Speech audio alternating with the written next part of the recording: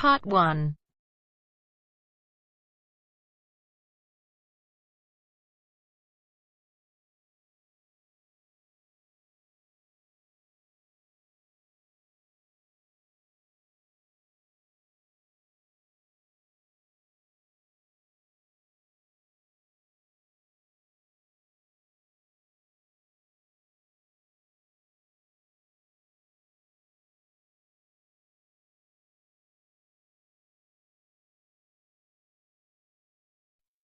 You will hear a man who has just retired telephoning a part-time society to ask about membership and activities. First, you have some time to look at questions 1 to 5.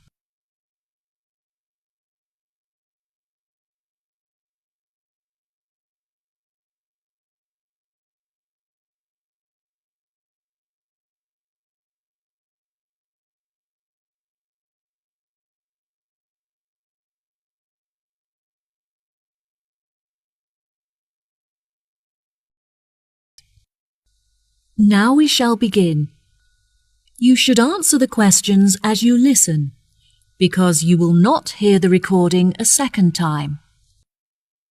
Listen carefully and answer questions 1 to 5. Hello, this is the Leighton Society. How can I help? Oh, hello. I'm just phoning you because I'm interested in becoming a member of your society, and I was wondering if you could give me some more information. Of course. What would you like to know? Well, first of all, I'd like to know where you hold the club meetings, as I'm not very mobile anymore, and I'm looking for somewhere that's within walking distance of my house. Are you still down at the old boathouse? No, we moved away from there a while ago. Meetings are now held at the clubhouse. Oh, brilliant. That's only 5 minutes from me. Do you require members to have any skills or experience? No, there is no experience required. We have plenty of female singers and actresses, but we don't have many men who can play the male roles. We are looking to resolve this, and are especially interested in recruiting male actors and singers. I've never sung professionally, but I'm very keen on it, and I've been told that I'm talented, so I think this would be a good fit. Do you organise coaches to transport members to practice at the theatre? Unfortunately, the club does not have sufficient funds to organise transportation, though this is something we are working towards. We are currently looking for members who can drive so that we can organise car sharing. Members who are able to shuttle people in their cars will obviously be compensated for their petrol usage. I don't drive, but I'd be happy to contribute some money in order to use the shuttle services. Yes, that is no problem. Are you aware of when the meetings take place? No, I couldn't find the meeting times on your website. We hold meetings from 6 to 8 p.m. every Tuesday. Ah, that's lucky. I go to a debating club every Wednesday, so I'm glad that it's on a different night so I can attend both. Do you operate year-round? We used to close during December for the Christmas period, but we found that a lot of members wanted to continue their practices during this time. We operate for most of the year, but we do, however, close for August because the weather gets so hot that we are unable to practice comfortably. This may change when we have enough funds to operate the air conditioning. Before you hear the rest of the conversation, you have some time to look at questions 6 to 10.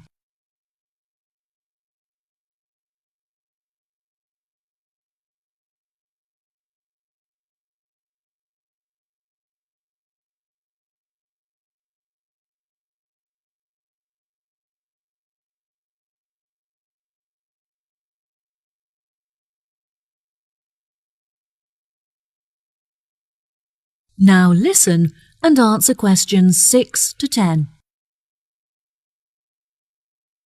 OK. I also wanted to ask how much the membership fee is and what is included with it. Our membership fee is inexpensive, and it includes many benefits that certainly make the costs worth it. For example, we hold an annual event where members can meet each other and converse about topics that they have in common. We find that this is very popular, as the dinner is truly superb and included with your membership fee. Wow, that sounds great. And how much does membership cost? We have a couple of membership rates depending on your age and situation. For employed members under the age of 30, the fee is £40, while it costs £60 for members aged between 30 and 60. Which of these categories do you fit into? Oh, I don't fit into either of those. I'm 65 years old and retired, so I'm no longer employed. That's no problem at all. You qualify for the lowest price membership fee of £25, which applies to those who are either unemployed or retired. Wow, that's really affordable. I was thinking of bringing my grandson along to some of the practices, so what would the membership cost for him? He's 14. I'm afraid that the club is for adults only. That is to say, we don't allow members who are aged 16 and under. He is welcome to join in 2 years' time, though. Ah, that's a shame. I guess I can wait and buy him a membership for his birthday present. Yes, what a good idea. I was hoping I could bring him with me so I have someone there to talk to. I'm worried that I won't have anything in common with the other members. I'm sure you'll fit in just fine. All our members are very friendly and interested in culture and music. Most of the people involved are modern authors looking for new experiences to write about in their books. You could read some of their books so you have something to discuss with them. That's a good suggestion. I'll definitely do that. I'm really looking forward to attending the annual dinner so I can meet new people and hopefully make some friends. Absolutely. Everyone has a great night and it's all for charity, as all of the money raised from this event is donated to the Children's Hospital so they can buy toys and clothes. Wow, what a great cause. Well, I will definitely be popping in soon to arrange my membership. Thank you for all of your help. No problem at all. Goodbye. Bye. That is the end of part 1. You now have half a minute to check your answers.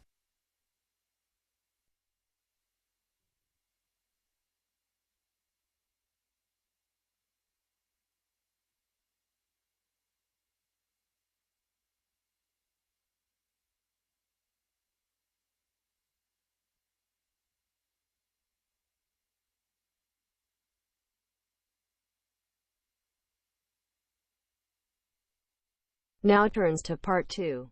Part 2.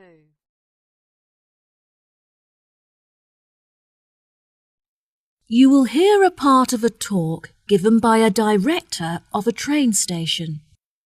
First, you have some time to look at questions 11 to 14.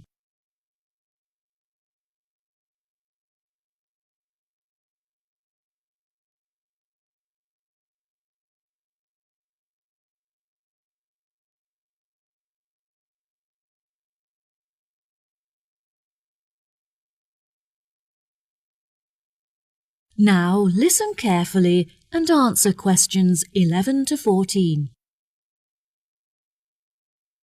Hello, and thank you for attending this meeting.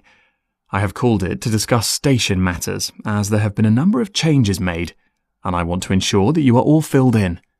Well, as I'm sure you will all have heard, there are plans underway to make some alterations to the station complex. Though we did the reconstruction work that occurred last year, from the data collected this year, we have learned that our station is too small to cope with a large number of visitors passing through it on a daily basis. However, relocation is unnecessary, which means you, our staff, will be unaffected and can continue with your work as normal. We have decided that our only option is to make the area bigger by building new platforms and new facilities, such as cafes and lounge areas. We have already purchased the site on which these new facilities will be constructed. We had initially planned to build on the site of the old industrial buildings. However, tests carried out on the soil and water showed that it was too highly contaminated with waste from the industrial processes. Instead, we have purchased the site just across the road, on which there used to be a lot of houses that were later converted into shops. These buildings will, of course, be demolished to make room for our new facilities. What is going to be built on this new site? I see you thinking to yourselves. There have been a lot of ideas put forward by all the parties involved. Initially, the station had planned to use the site as a car park. However, we decided this would be a very unsatisfactory way to occupy the space. Instead, we have hired an architect who has an exciting vision to transform the site into a large leisure centre complete with cafes, shops and a lounge where visitors can relax. We hope that this new complex will attract many visitors, not just from the station but also from the apartment blocks in the nearby town centre. As part of the construction works, we are also going to create new formal gardens where visitors can enjoy the greenery and sit outside in the fresh air. The new leisure complex will be located to the right of the shopping district, so these formal gardens will serve as a meeting place for pedestrians. Before you hear the rest of the talk, you have some time to look at questions 15 to 20.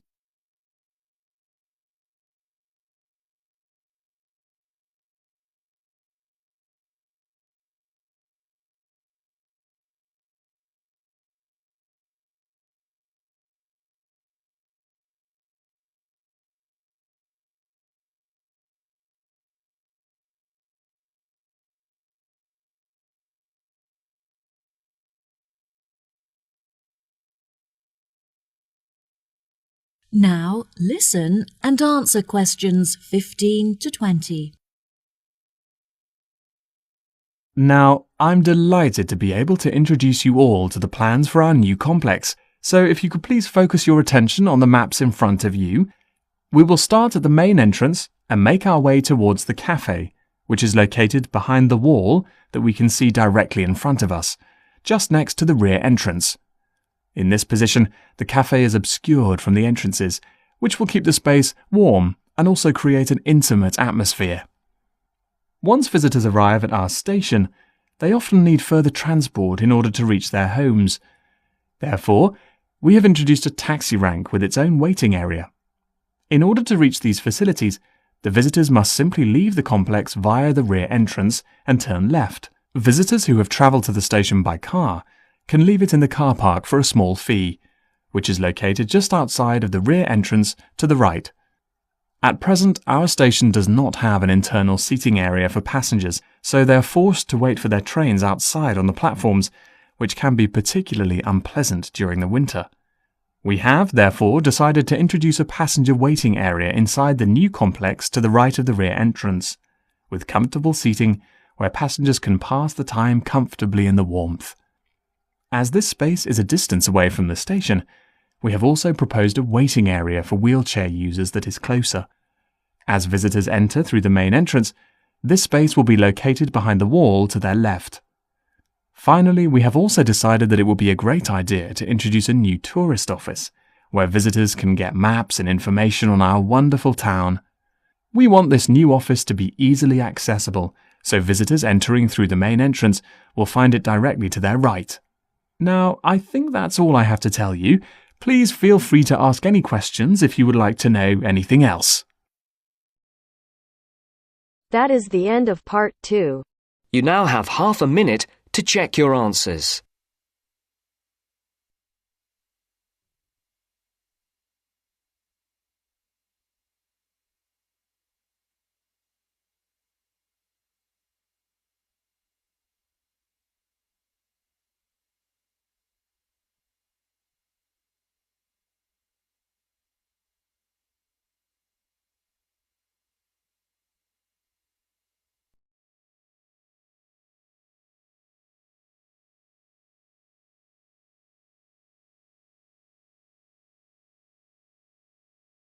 Now turns to part 3.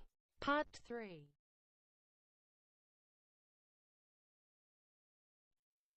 You will hear 3 students discussing an experiment they're interested in. First, you have some time to look at questions 21 to 25.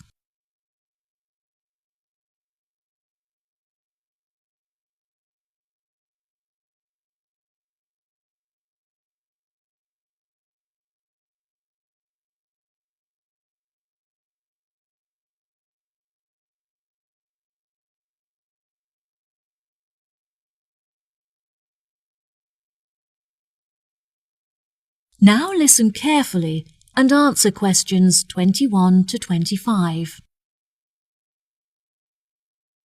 Oh, hi Jen and Irene. Are you two heading to class? Hey, Bill. Yes, we're just walking there now. We're a little bit early, but we wanted to prepare our apparatus for the experiment. Do you want to walk with us? Yes, sure. It'll be good to catch up. How is everything going with your experiment? Have you decided what your test subject is yet? It's going really well, and we're conducting the test as laboratory partners. We've decided to test the effects of gravitational force on a series of objects with different densities. It's interesting, but it's a lot of work. I've been planning the experiment for the last 2 weeks, and I only finished yesterday. Gosh, Irene, I'm really impressed by how hard-working you are. I enjoy chemistry so much that it doesn't feel like work. Whenever I have some free time at the weekend, I spend it in the laboratory working on it. It almost feels like a second home to me. How about you, Bill? Who is your laboratory partner? The tutor partnered me with Kim. At first I was worried because I've never worked with him before, and I was worried that he wouldn't be very good at laboratory work. But actually, he's very capable. I've noticed that he's always very well dressed. Yes, he's very stylish, and we share the same tastes in clothes. That doesn't stop him from getting his hands dirty, though. He's a very hard worker and makes a significant contribution, which I'm really grateful for. It's good that you get on well with your partner. It makes the experiment so much more enjoyable when you work well together. What do you think of the other people in our group? A lot of the boys are really good at maths, which is really helpful with all the calculations we have to do. Irene is good at maths as well, which makes her contribution really useful because she can do all the equations. I take care of all the writing because Irene finds that difficult. We'd probably fail without each other's help. That's true. I'm so glad that we're nearly finished. Only because you finished the data analysis. Oh, Jen, you give me too much credit. I'm so glad that I didn't get partnered with Linda again. Jen and I were grouped with her for our last experiment, and it was a nightmare. Yes, she always submitted her work on time for the group work, but she never had her phone on her, so it was impossible for anyone to keep in touch with her and vice versa.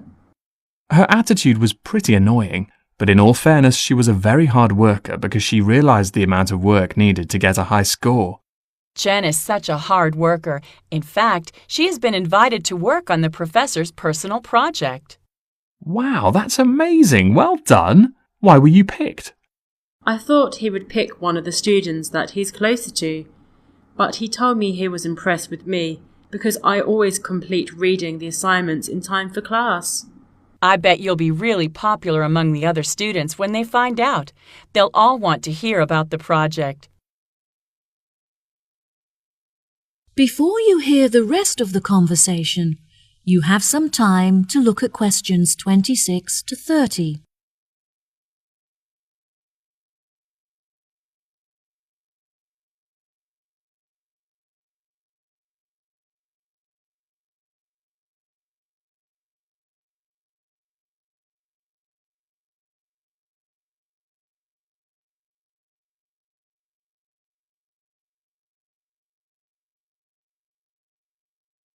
Now listen and answer questions 26 to 30. You should give everyone tasks so that they have the opportunity to participate. That's a really good idea, actually. Will you help me decide who to assign each task to? Of course. Now let's see. Well, as Irene finds writing difficult, perhaps it would be useful for her to practice that by doing the bibliography. I think the bibliography is a bit long for me. I think I'd be better suited to the methodology. Yes, that makes sense.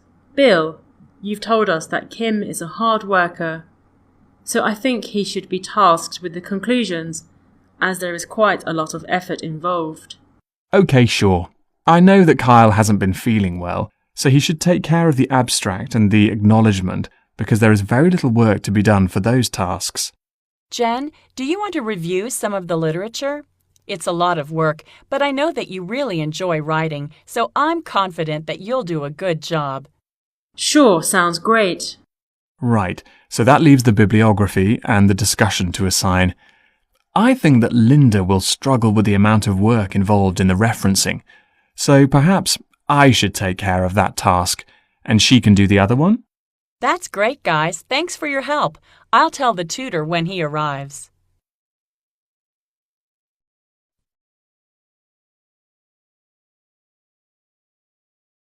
That is the end of part 3. You now have half a minute to check your answers.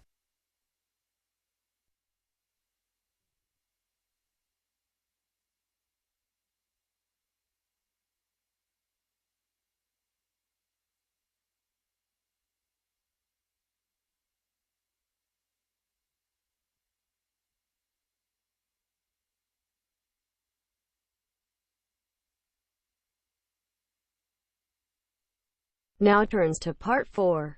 Part 4. You will hear a talk on research in nanotechnology. First, you have some time to look at questions 31 to 40.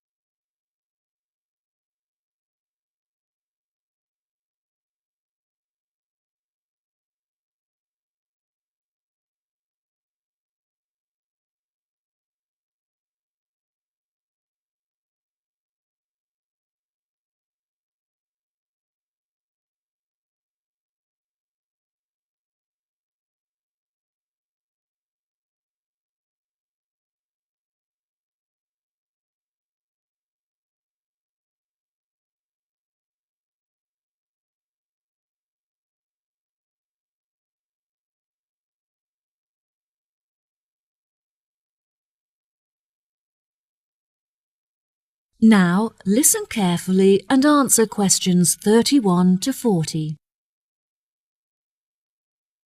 Good morning, everyone. Welcome to the second lecture in our series on modern technology. Today I'll be discussing the recent developments in nanotechnology in addition to its applications in a number of environments, such as domestic and medical. First of all, I'd like to begin with a short explanation of what nanotechnology is. It is the manipulation of matter on an atomic, molecular, and supramolecular scale. Because of its limitless applications and uses, the government has invested billions of dollars into the research and development of nanotechnology in order to explore its potential. It is only recently that we have been able to engage in the development of nanotechnology, since the particles are so minuscule that a new type of microscope had to be invented to enable us to see them.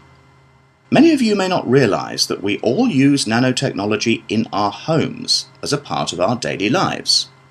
For example, a new dietary supplement uses nanotechnology in order to help our body to absorb iron from our diet more efficiently, which can help to prevent anemia. This technology also makes it easier and cheaper for factories to produce foods such as chocolates, as the nanomolecules help the food to meet our recommended daily intake of certain vitamins and minerals. This may sound odd, but in fact it just means that the food is healthier and cheaper and has increased flavour. Another application for nanotechnology is in the agriculture industry. In the past, farmers have been using many artificial chemicals to fertilise the soil, which is extremely bad for the planet, as it contaminates the water that we drink. By using nanotechnology, scientists have been able to develop a spray which increases the efficiency of fertilizers that occur naturally in the soil. This means that a lot more food can now be produced per square hectare, making it cheaper and more efficient to grow without harming the planet. One of the industries upon which nanotechnology has had the biggest impact is the production of pharmaceuticals. One of the most commonly occurring illnesses is food poisoning, as many foods have naturally occurring contaminants that can be harmful if eaten without being thoroughly cooked. Nanotechnology makes it possible for us to sterilize the food and make it safe to eat by killing these bacteria. A major success in the use of nanotechnology in the medical field is in the treatment of cancer. Researchers have found that they can attach medicine to nanoparticles, which are then injected into the body and enable the therapeutic drugs to be absorbed into the veins. These drugs then travel throughout the blood system and target cancerous tumours. Scientists have also discovered that certain metals contain nanoparticles that have antibacterial qualities with the ability to destroy over 650 types of bacteria. These metals are used, for example, on fridges to prevent the growth of bacteria. They can even be woven into materials to create clothing that is self-cleaning and has an attractive metallic appearance. The most popular of these materials contains silver, which naturally has the strongest antibacterial qualities. These clothes have a special tag on them to show that they use nanotechnology, so keep a lookout for them next time you go shopping. Another observation made by some researchers showed that certain types of nanoparticles called splifferines can destroy fat tissues and therefore stimulate fat loss without the need for dieting or exercise. They are currently developing a supplement that can be ingested in order to help dieters with their weight loss programs.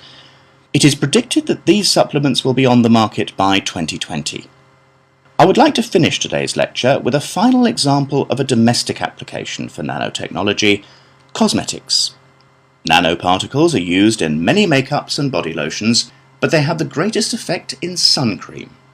Ultraviolet rays given off by the sun are a serious cause of skin cancer, but the nanoparticles in sun cream protect the skin against the sun by blocking the ultraviolet radiation from entering the body. This is why you must always wear suntan lotion on the beach. Now, I'd be happy to answer any questions you may have. That is the end of part 4. You now have half a minute to check your answers.